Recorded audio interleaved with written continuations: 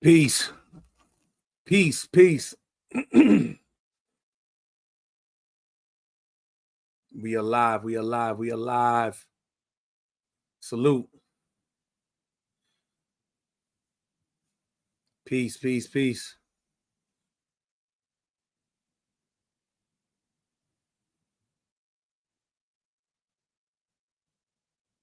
Hope everybody good this evening or this time.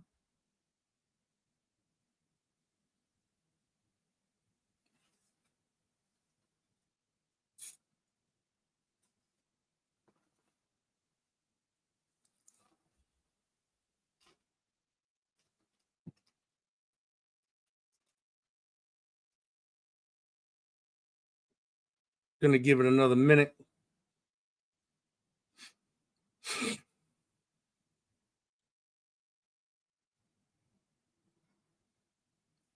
And we're gonna continue on with the age of idolatry. And we're gonna get into Disney, 2 of the 3-letter organizations, and continuing on with mind control.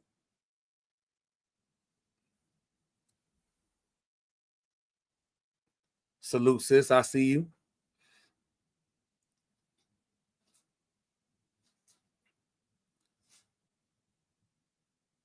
We got some nice gems tonight to go through. Again, just presenting the pieces of the evidence, presenting my proof, and laying it out.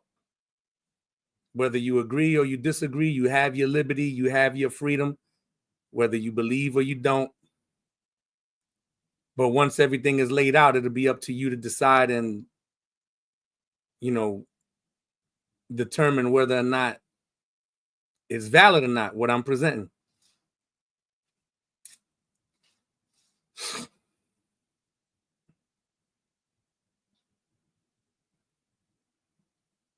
And we're about to get active with it.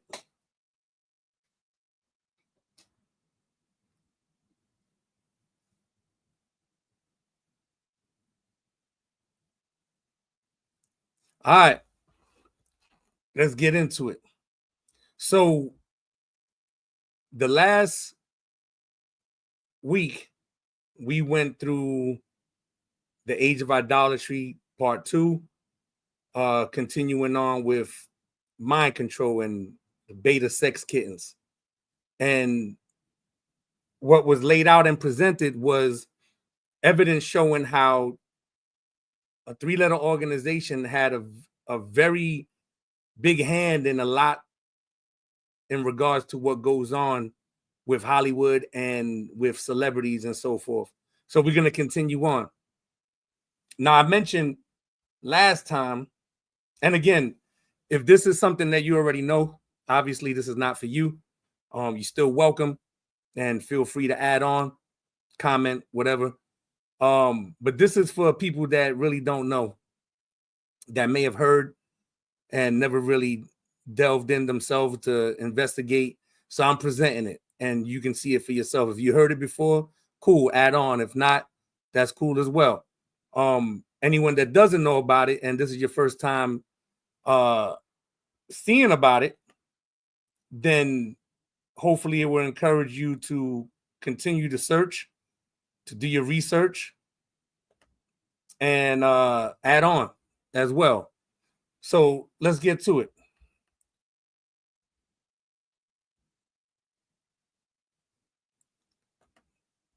So here's Disney. So now, last time what I had presented, I presented a picture. Let's get to it really quick. I presented this picture with the beta sex kittens. And we're presenting this picture of the beta sex kittens. If you notice the title, Queen. And I showed you when you flip it upside down, you see how they spell Queen. And you see the 666. Again, the rulers always show their allegiance to who it is they pledge allegiance to. So I said that when I saw this image and I noticed the 666 in it, it reminded me of Disney. So that's why we have the Disney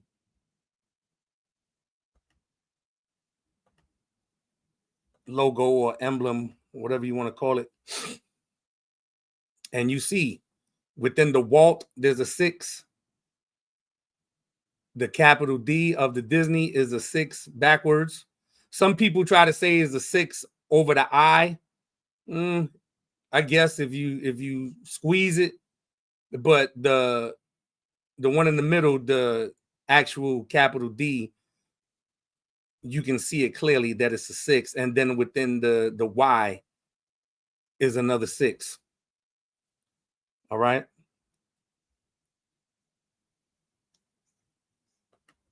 So these are things that's clear and obvious. They parade them in our faces because we're so engulfed in spells that we don't recognize it and we don't see it. And this is what they get over on. This is what they aim to do. And when I say D, I speak of the controllers, the people that rule this earth. All right, let's get into it. So this is from the 3-letter organization. You can go to their site and you can see it yourself. I'll let it stay there for a second. If you want to go to the site right now while you're looking at this, so you can see this is not doctored, this is not made up. This is actually from their site. From Walt Disney to war movies. Bob Broughton.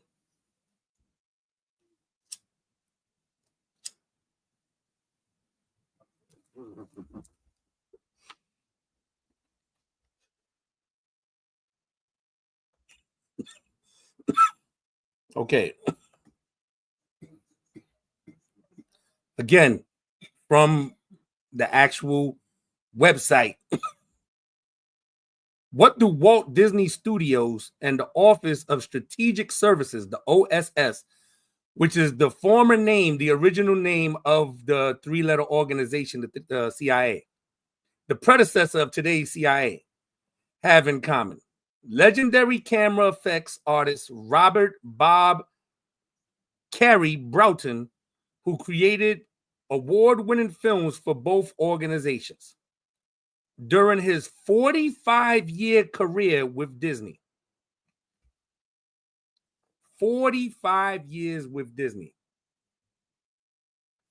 Bob Broughton worked on virtually every animated movie from Snow White and the Seven Dwarfs to Fantasia to Bambi. His specialty, however, was combining live action with animation. He made penguins dance and Mary Poppins fly. So this is an individual who has a career or had a career with Disney for 45 years. 45 years. He worked on virtually every animated movie. So this guy is a high-level warlock, a high-level witch working with Hollywood, with the 3-letter organization, but working with Hollywood through Disney in shaping and forming the minds of children that watch these various animated movies, these different cartoons, from Snow White and the Seven Dwarfs to Fantasia to Bambi. When World War II broke out, Broughton joined OSS and used his unique talents to create documentary films about the war. His work helped institutionalize the use of film in intelligence. So again, this is nothing that is new. This is something that's been going on for a long time. We just don't know about it, or people did not know about it because it was kept classified. And through the Freedom of Information Act, a lot of things are being presented and known now. But really, how much can you actually trust? How much can you actually trust? How much of it can you actually trust? We're getting admittance from people that have purposely deceived, manipulated, and implemented some form of mind control that's been going on for decades. And now they're letting it loose. They're letting it be known and showing, hey, look at what we did to millions of people. Look at what we did to the population. Right? And this is the guy. Creating magic, reinventing animation. I want you to keep in mind the words that's used, because again, it's not me saying it. Who does magic? Warlocks, wizards, witches. They do magic.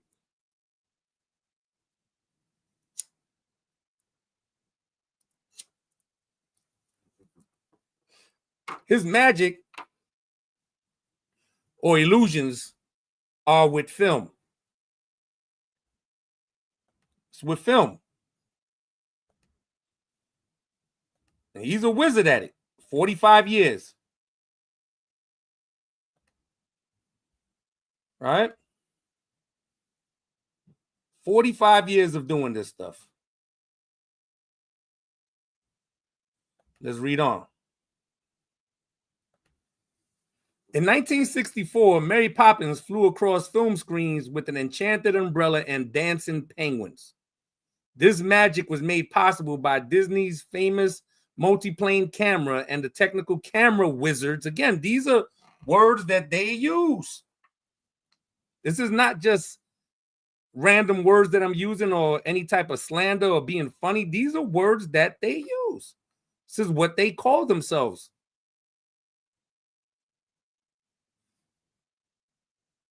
Like Bob Broughton, who operated it. Let's read it again. In 1964, Mary Poppins flew across film screens with an enchanted umbrella and dancing penguins. This magic was made possible by Disney's famous multiplane camera and the technical camera wizards like Bob Broughton, who operated it. Broughton was one of the few cameramen who trained on a multiplane camera, which was used to create depth in animated feature films, including Pinocchio, Fantasia, Bambi, and many others. Then it gives you his information. Broughton, born on September 17, 1917, in Berkeley, California, got his start at Disney in 1937 after earning a BA from UCLA, where he studied chemistry, physics, mathematics, and optics. His first job at Walt Disney Studios was delivering the mail. It was not long before he was pulled to work in the camera department. He started out as an assistant in the test camera department, where he worked on Snow White and the Seven Dwarfs. Broughton's job was to shoot the test camera to check the continuous action of the animation before finalizing the film. So again, this is the guy, a wizard, working magic. And some of you may think, oh, that's just figure of speech and it's figurative and you're taking it too far. Well, hey, this is what they calling themselves. This is what's being said. This is how they're describing themselves. Hollywood and the Office of Strategic Services. What is the OSS? We just read it earlier that the OSS is the original name. OSS is the original name of the CIA. Shout out to my partner Alicia in the building. Theme music worldwide.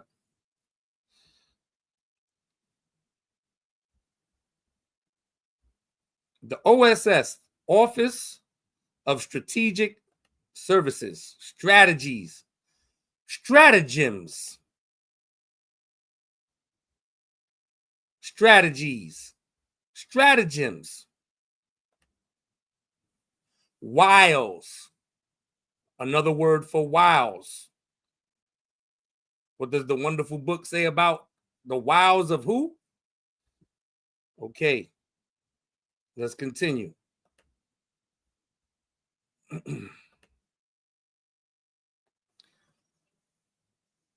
This is all from CIA website, CIA.gov. This is all from their website. This is an official government, quote unquote, government website.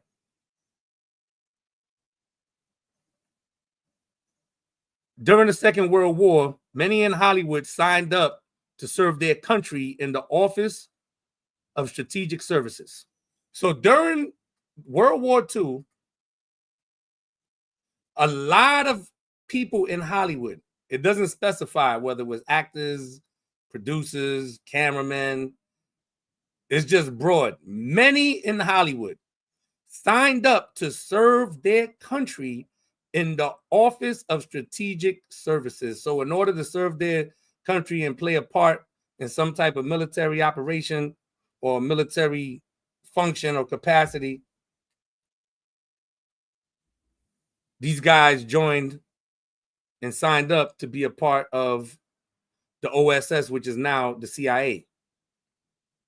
America's first intelligence agency, including prolific Oscar-winning filmmaker John Ford and legendary Disney camera effects artist Bob Broughton.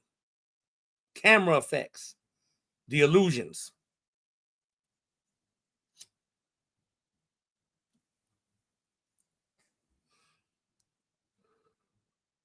Together, they created OSS training films and documented OSS activities in the field, pioneering the use of film and intelligence for generations to come. Just increasing with the wizardry, with the magic. At that time, however, Hollywood studios were prohibited from mentioning OSS in films due to secrecy, because it's really a top secret classified intelligence agency. You're not supposed to be broadcasted. Hey, I'm here. Look at what we're doing. It's supposed to be kept on the hush, under wraps. Covert. Remember from the last video, from the last live? Covert, sneaky, subtle, underhanded, behind the scenes. On September 2nd, 1945, Empire Japan surrendered, ending World War II. Same month, President Harry Truman, skeptical that the OSS was needed in the post-war government, signed Executive Order 9621, which disbanded the organization. So now we see why it no longer would go by the name of the OSS, but it would go by the name of the new 3 letters that was given to it. Right? So let's continue on. Got a lot of joints to go through. Let's continue on. Peace to everybody that's in attendance. Once again, you could be anywhere else, but you chose to be here and rock out. And it's for good.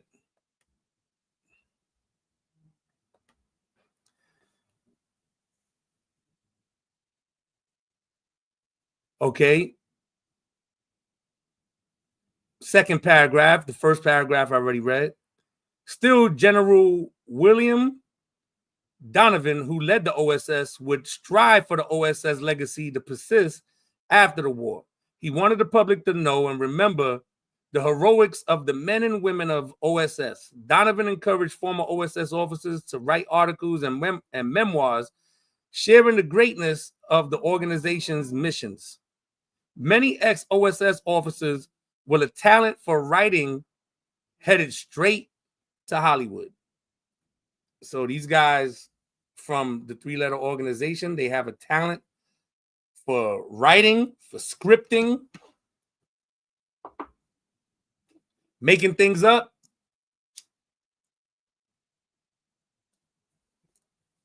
controlling the narrative, control of what the public actually gets that's true and that's false.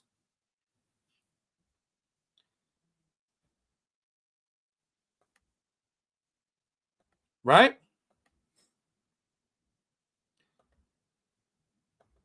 Let's continue.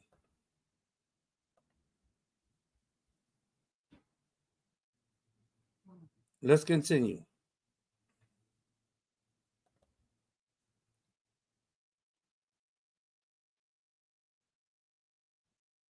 So remember what they're responsible for, what this organization that we just read about, formerly the OSS, they're responsible for mind control. And it's admitted to what they've done with having control of experimenting on individuals, be it voluntarily or covertly, without them even knowing that they're being experimented on. Okay, this is an article from the New York Times.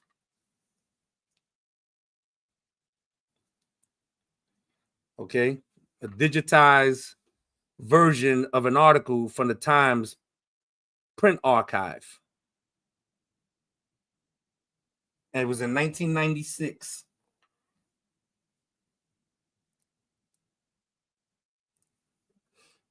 So now let's go a little deeper with the man himself, Walt Disney. From 1940 until his death in 1966, Walt Disney served as a secret informer for the Los Angeles office of the Federal Bureau of Investigation, according to documents that have come to light under the Freedom of Information Act. Again, this was in 1996. And some people don't know this. It's 2024.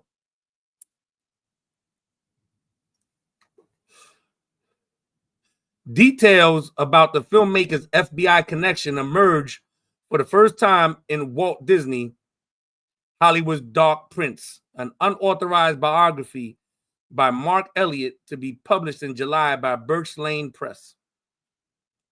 Walt Disney, Hollywood's Dark Prince.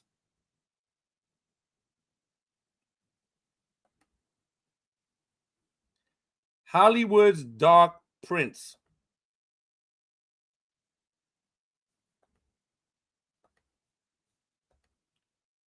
Right? Hold on a second.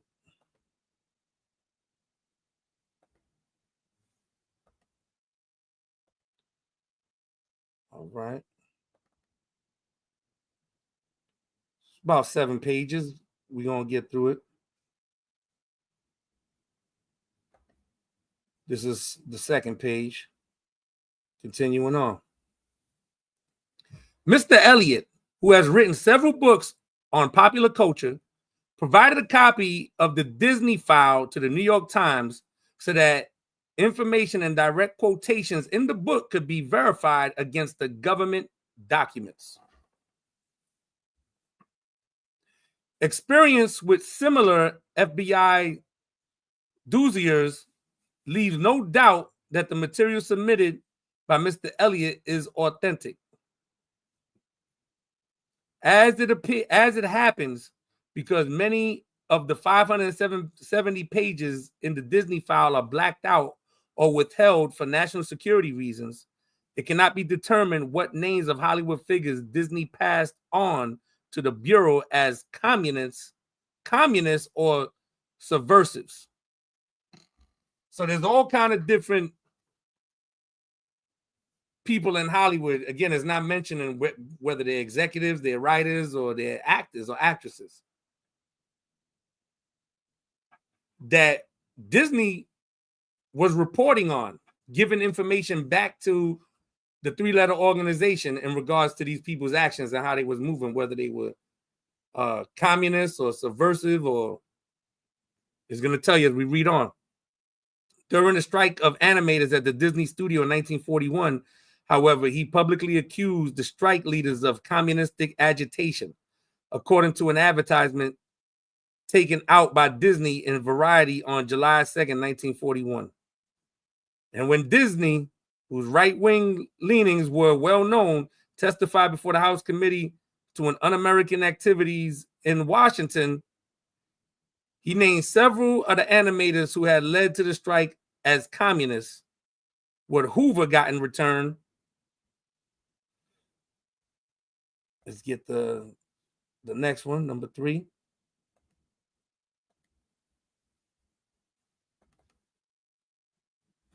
So J. Edgar Hoover was behind this and working with Disney, and Disney was working with him. It's interesting. What Hoover got in return for Disney's information, J. Edgar Hoover, the director of the Bureau, allowed Disney to film in FBI headquarters in Washington. For his part, Disney allowed Hoover access to some Disney scripts and made slight changes in a few lesser-known movies and an episode of the Mickey Mouse Club television show to modify the director. There's no evidence that revisions were requested in any Disney's classic animated features, but how do we know that wasn't done? So J. Edgar Hoover had access to scripts, to change scripts. With Disney predominantly makes children's movies with live actors or with animated characters.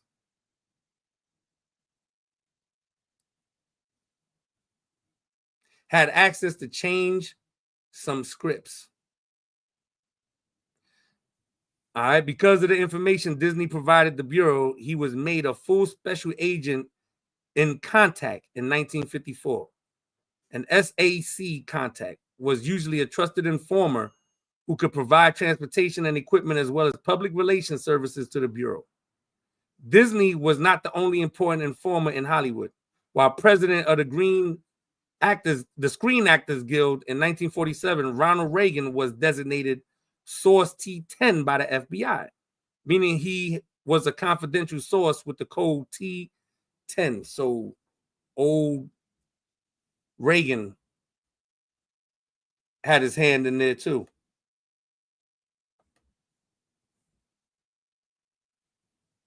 Okay.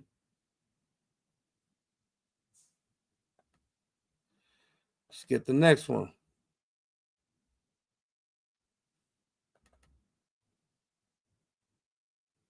Got like 3 more with this.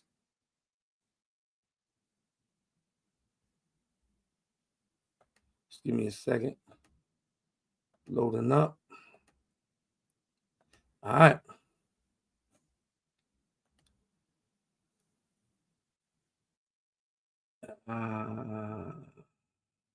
Okay, here we go. As a Bureau contact, Disney reported on the activities of Hollywood actors, writers, producers, directors, technicians, and union activists suspected of political subversion.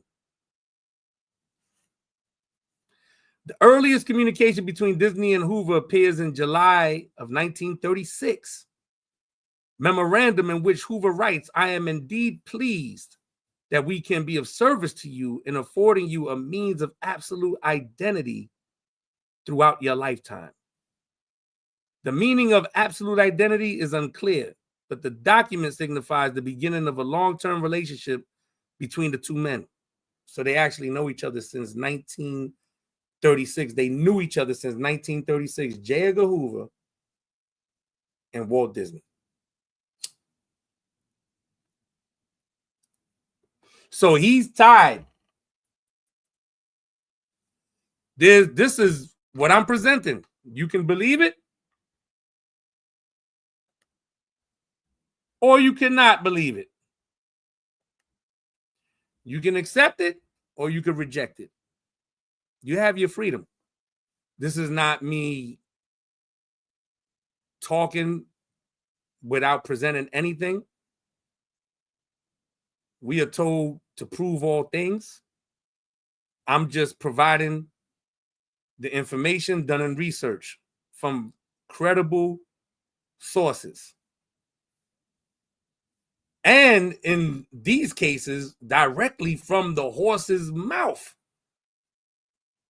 in regards to the affiliation with these two organizations.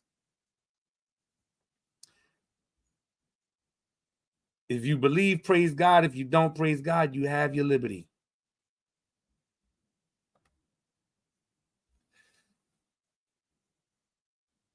In 1944, the battle lines were drawn against suspected Hollywood subversives with the creation of the Motion Picture Alliance for the Preservation of American Ideals, an anti-communist group that consisted mainly of studio executives. Its officers included Sam Wood, a producer and director whose credits included A Night at the Opera and Kitty Foyle as president, and Disney as the first vice president. Among its members was Layla Rogers, the mother of, and that continues on the next one. Almost done with these.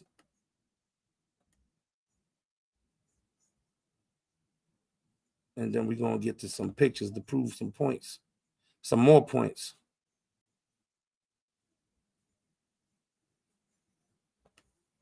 All right.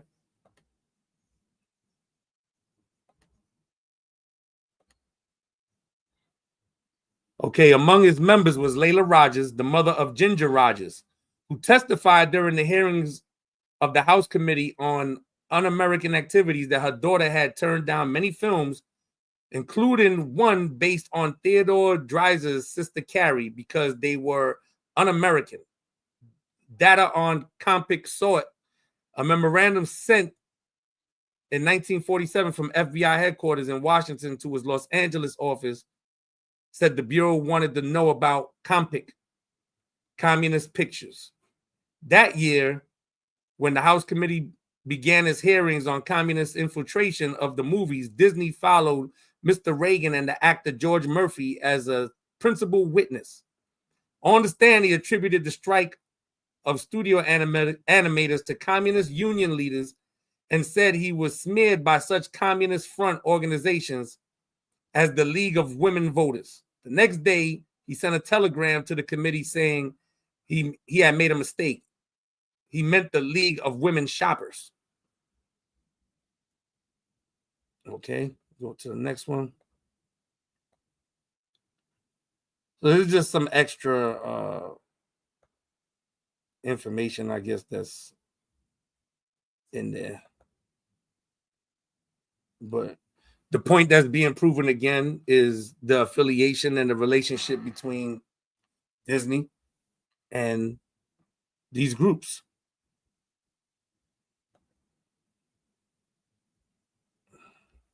It's the last one on it. In return, Disney sought cooperation from the Bureau for filming.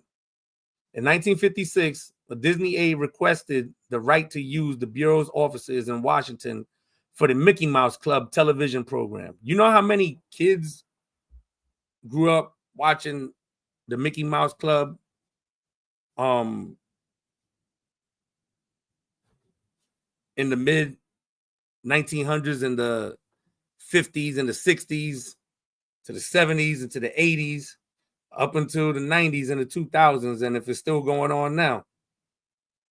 We showed last week with the last presentation of different members from the Mickey Mouse Club and how they behave and conduct themselves very strangely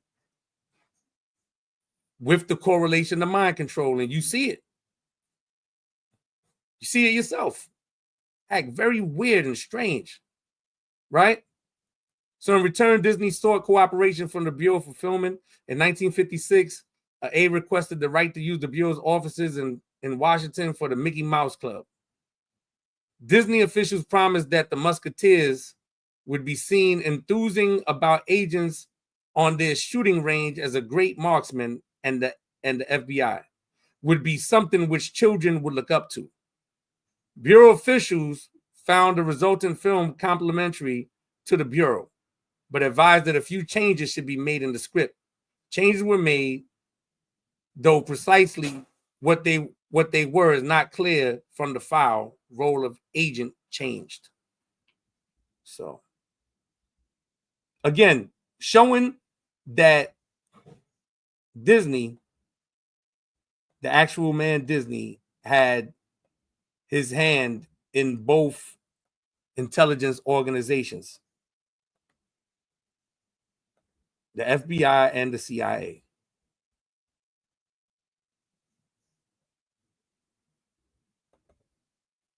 So now it would make sense why that's there, why they subtly, covertly, these are words that they use about themselves that they did. Their own very words that they said that they did. How they voluntarily had people that came willingly on their own accord to be experimented on with these different psychotic drugs. Then they talk about how they administered them to people that didn't know they was getting it without care.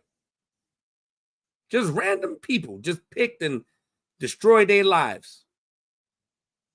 And they admitted to it.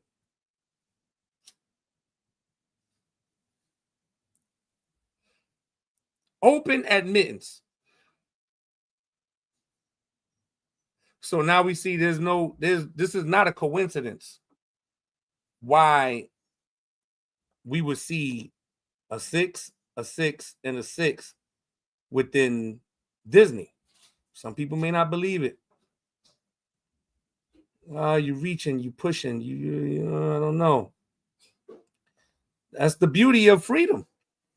That's the beauty of, you reserving the right to believe what you want to believe. So let's get to it. This is from one of their movies, The Little Mermaid. You could look it up yourself. You can go do a search and you'll find it, and you might find one a little bit more clearer and more detailed. This one was appropriate for it being streamed on YouTube, but you can see clearly what that is. That's not a mistake. That's not a mistake to have a phallic symbol in there, an actual drawing of a carving within these gates of a penis. It's clear.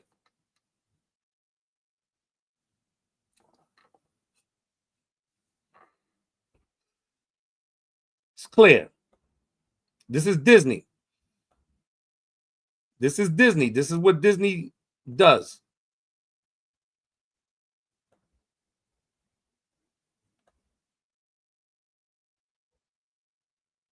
There's tons of them. I just grabbed a select few, a random few to go through. But if you have children and they've watched it before, now you see it and you make a decision on your own, whether or not you're still gonna allow your children to watch it. I can't tell you not to let them watch it. It's none of my business. All I'm doing is presenting what is the obvious. Yes, sis. Yep. Absolutely.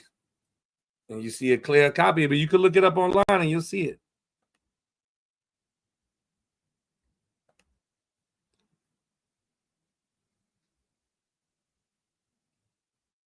Now, in some cases, right, there's been argument of people that say, within their speech and them talking that they, move their hands a certain way or whatever, and sometimes somebody might catch a still shot of their hands in motion, and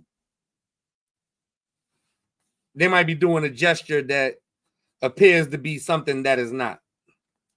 And that's been an argument that a lot of people that's been caught with those gestures have said, particularly cult leaders that, you know, don't want to show that they have their allegiance to Satan or to the evil one. So they will argue and say, nah, that was my hand in motion and this and that, and then play with it and say that, look, I'm gonna do this with my hands so people could talk, and this, nah, it's real. You just got caught, and you have to make light of it or try to make a person look stupid. So anyway, with a human being, that could be argued, but not in a cartoon. Not in a cartoon. Not in a cartoon. That's clear as day. That is clear as day. Right? If you have these cartoons, just go back and look through them. I think that's from Cinderella. Could be wrong. If I'm wrong, please tell me within the comments if I'm wrong. Here's Cinderella. That can't be a mistake.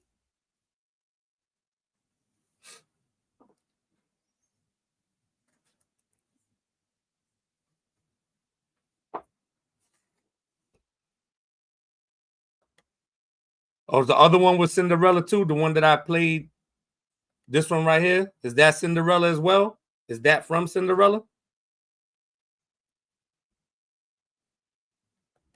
Because, yeah, this is definitely Cinderella. But I was asking about the other one.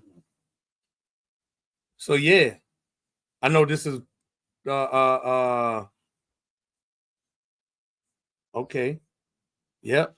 All right, cool. So you see it. And there's a gang more. There's a gang more.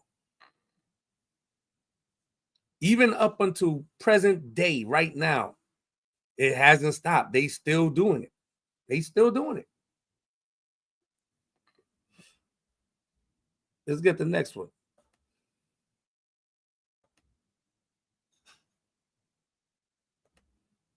They are still doing it.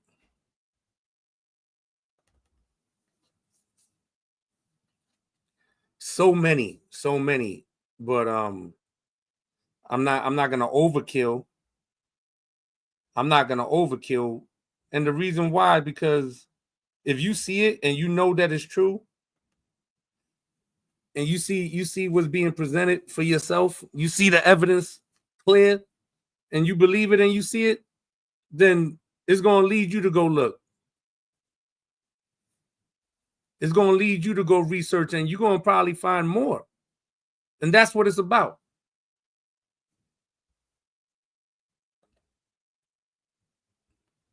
There's no mistake with this right here. There's no mistake with this. Facing the mirror, facing the wall, displaying his silhouette. And that's supposed to be the front of his belt. But through the silhouette is how they get away with it. That's supposed to be the front of his belt hanging from the front. But the kids are watching this. The next thing I'm going to go into would be the will of the Almighty. Well, I won't say particularly the next episode, but within the near future, and it might be like this, a continuation, because it's a lot to go through. And I'm not trying to keep everybody on here 3-4 hours. So that's why, you know, the time, when you check the consistency of the time, is mostly like an hour and a half. I doubt if I push into the 2 hours, depending on how it is or what the situation is or what the topic is. But I might do a continuation of of episodes in regards to sex, the nature of the flesh, and why these people do what they do. This is not a mistake. This is already a play on the flesh, on children being subconsciously programmed to be sexual.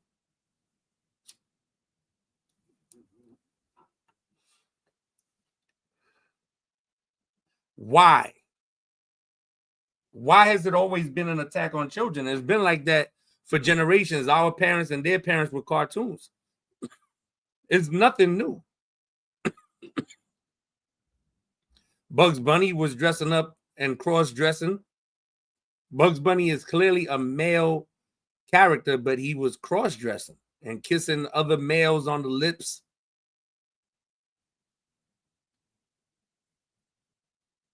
They've been doing it.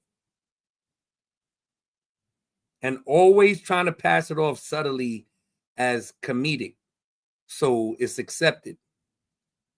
But this is definitely Peter Pan playing, dancing in front of the wall with the light reflecting, causing the silhouette, and his belt from the front hanging to make it look like a Johnson.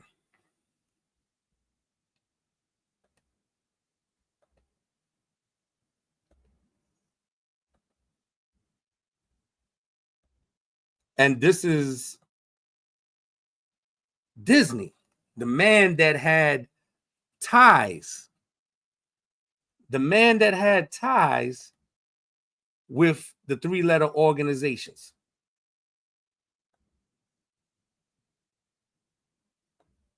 He had ties with the three-letter organizations. Even allowed one of the heads of the three-letter organization to, here, take a script and revise it.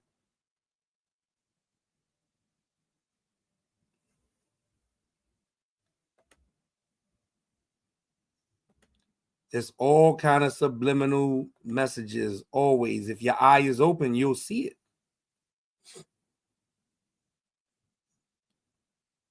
If your eye is open, you will see it.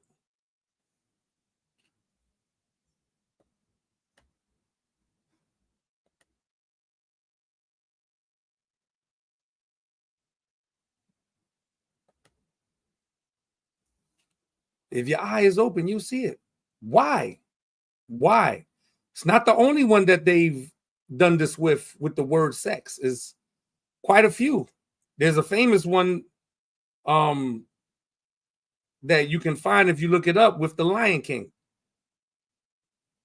When Simba was grown and he was at the edge of a mountain and he threw himself on the ground and dust went into the air and it formed the word sex. And throughout the movie The Lion King, there's different places where you see sex. Why? You see it. Now, an advantage for me, right, would be the graffiti aspect, because it's really slick how it's written, and you can see it clear. You can really see it clear.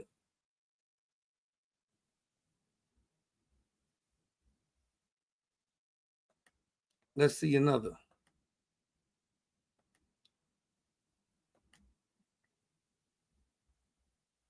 Got a couple more of these, and that's it.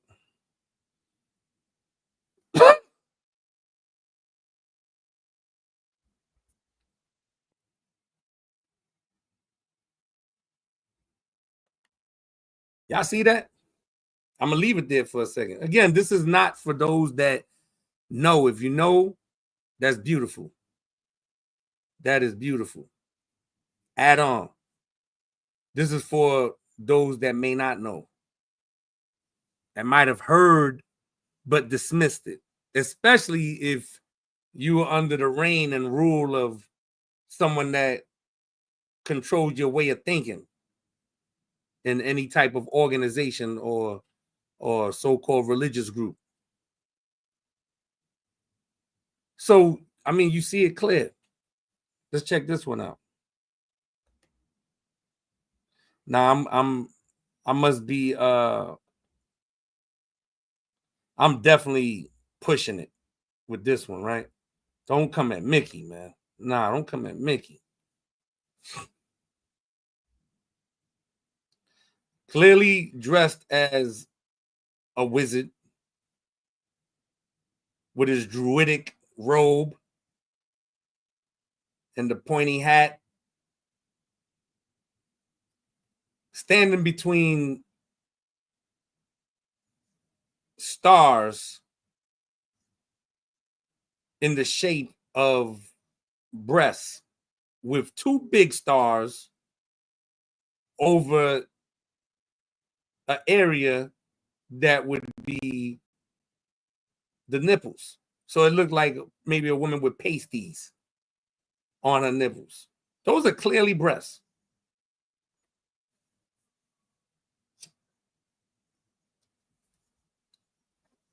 Why? Why? All of us at one point were children, were babies, and we saw these movies. We were babies, 4 or 5 years old, 6 years old, 7 years old. We saw these movies.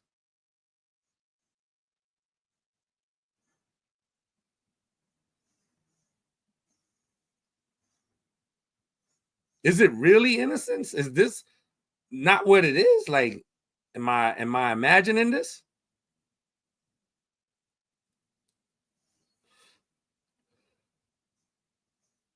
This is being presented after showing the proof of Disney and his ties with the two intelligence organizations, that one of which particularly, both do it, but one of which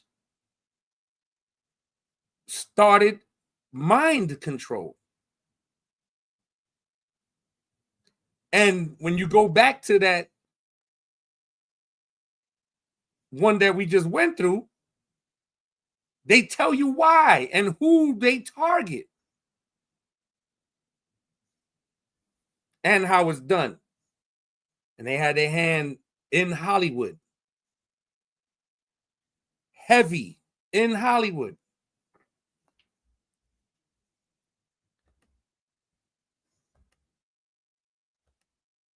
It's no coincidence these quote unquote stars who get the offer to be gods and I'm going to make you a star. People are going to love you. They're going to want your autograph everywhere you go. They're going to want to take pictures with you everywhere they see you.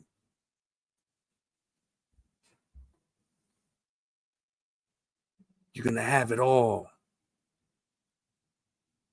The best living, the fancy cars, the jewelry, the women, the men. This is what's going on. They being offered all these things. And mostly targeted people of poor backgrounds, poor, that don't have nothing, that come from nothing. It's not by mistake. All you got to do is just sign right here. And then you're bound and you have to abide by everything in those contracts. If not, then consequences. Again, while they're playing with the Ouija board.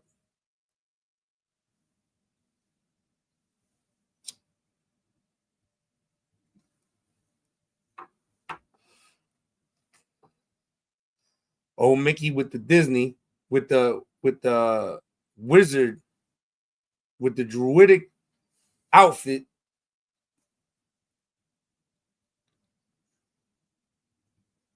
playing with a Ouija board. Just look up what a Ouija board is. They have it as a game. Yeah, it's a game, Parker Brothers. They don't care. They laugh all the way to the bank while you are tampering with something that is not supposed to be tampered with. Calling on the dead.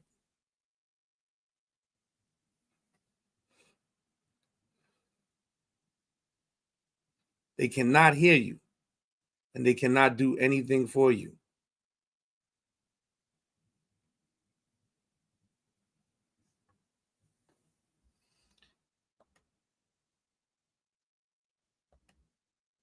Continuing on.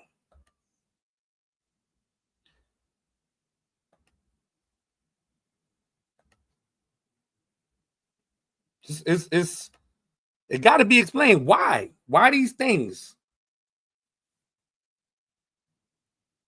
Why is it a force to put these things in TV and cartoons and movies and videos? Why?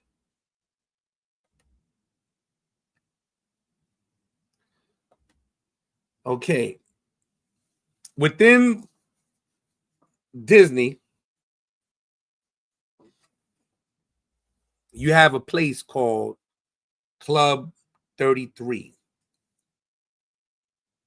That's something that, by the grace of God, I'm also gonna get into and provide the same information as I provided with the last two videos. Now this third as a third with the proof. We'll go through it the same way and present the information. That number 33 is not by mistake. This is how the rulers of this world communicate. Numerology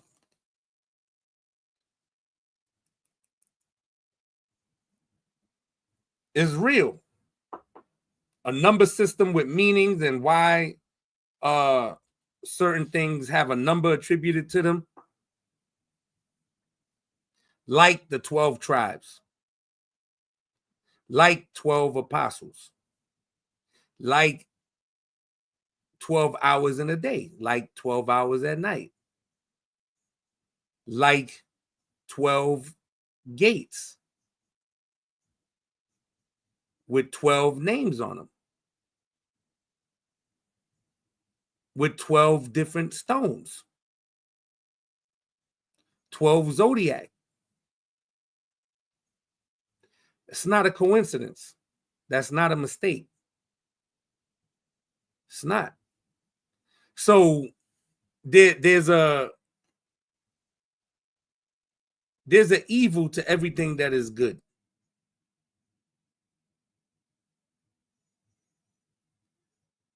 And we're seeing that with the rulers of this world, they have a number system as well, which we show with the Disney right there on the screen. 666. It's in the name.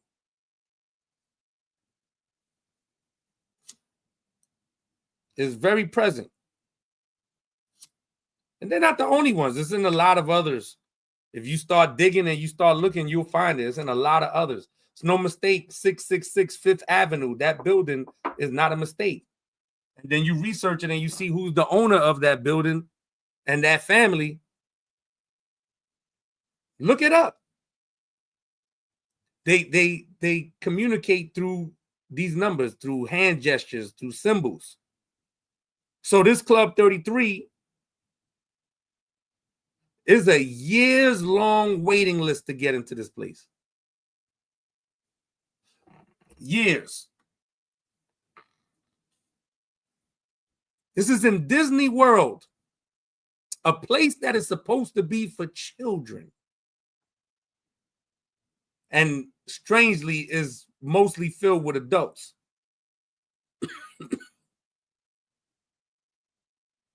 But it's supposed to be for children.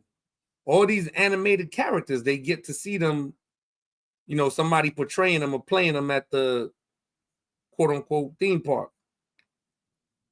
This private club is right in there. In Disney World. Years-long waiting list, $50,000 plus for a plate.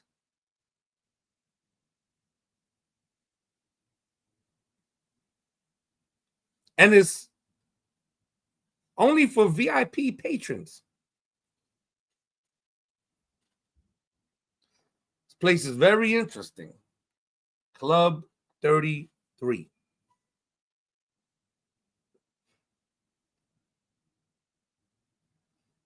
You should look it up.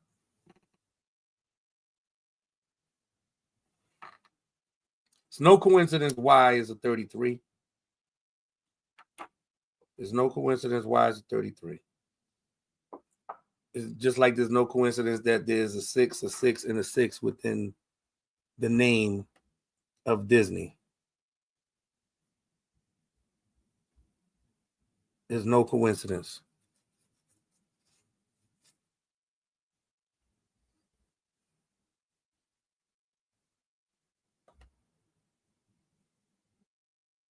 No matter which way you slice it.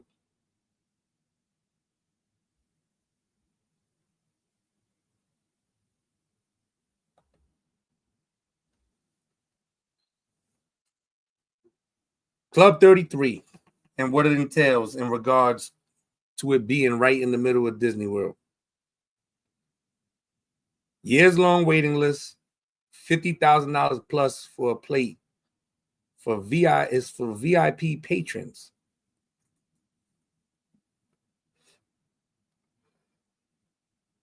So this is 3 parts so far of evidence produced in regards to what I'm presenting with the age of idolatry and seeing the connection between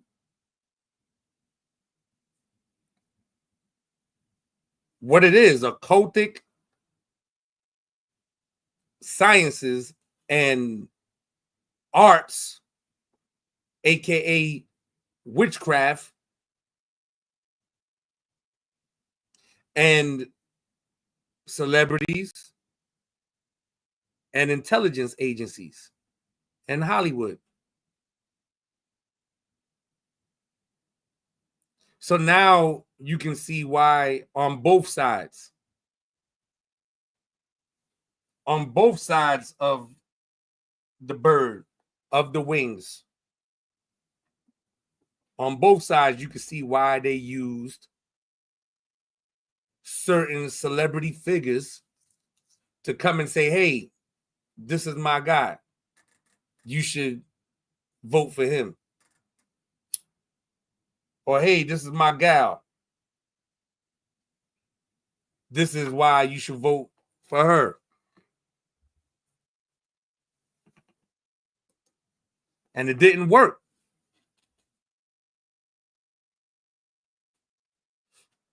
It didn't work.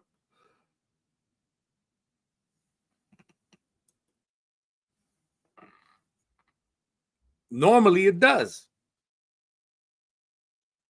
So a lot of people are starting to wake up and see these people for what they really are.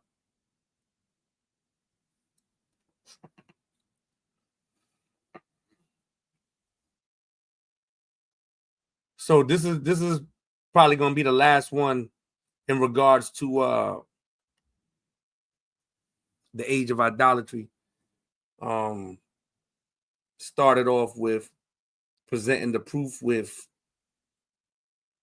Jay-Z and his attachment to occultic witches. And basically showing his connection to that through someone that he clearly follows, and that was Aleister Crowley. And then we went into the mind control and the beta sex kittens and presented that information with actual articles from the three-letter organization. And that was done again today with basically confessions that, look, these people were actively working with us, and some of our leaders had hands in scripts and everything, helping to shape and mold and basically raise children and people, adults, because adults still get programmed and fall into programming. Again, the majority of people that go to Disney World and Disneyland is adults.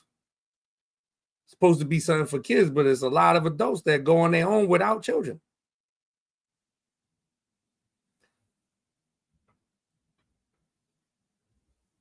So there it is. That's the age of idolatry, and showed the connection with the three-letter organizations again and what they confess to doing. There's other things too that's out now where they're saying that within information that was just released from the three-letter organization, the CIA, that Mars has tall beings and there's pyramids there, some other stuff. And I would pose this question: how can you believe them when they've already been admitting to lying and deceiving? How can you believe them?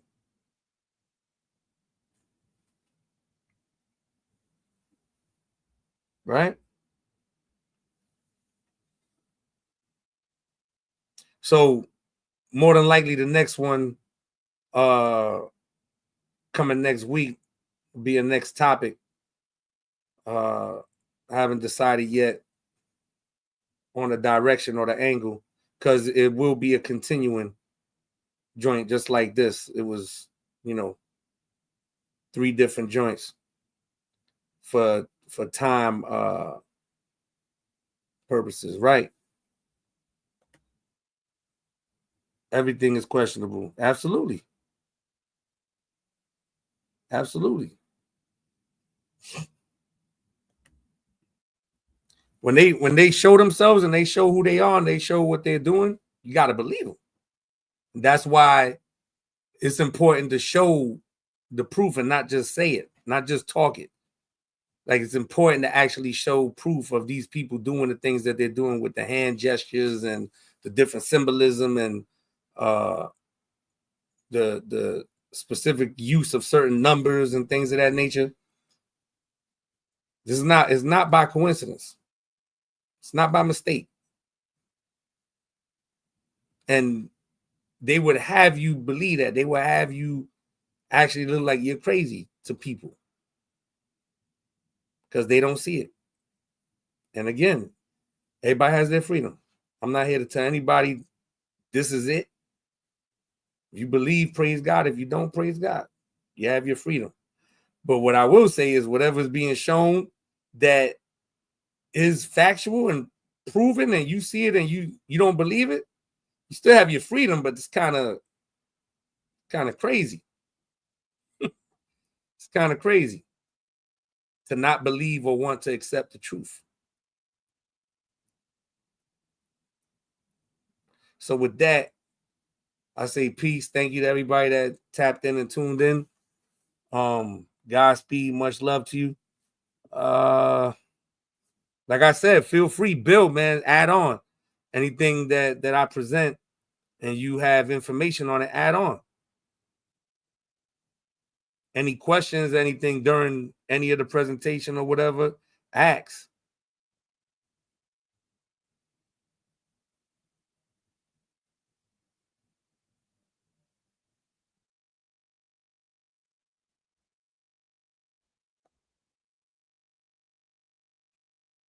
Peace and graces.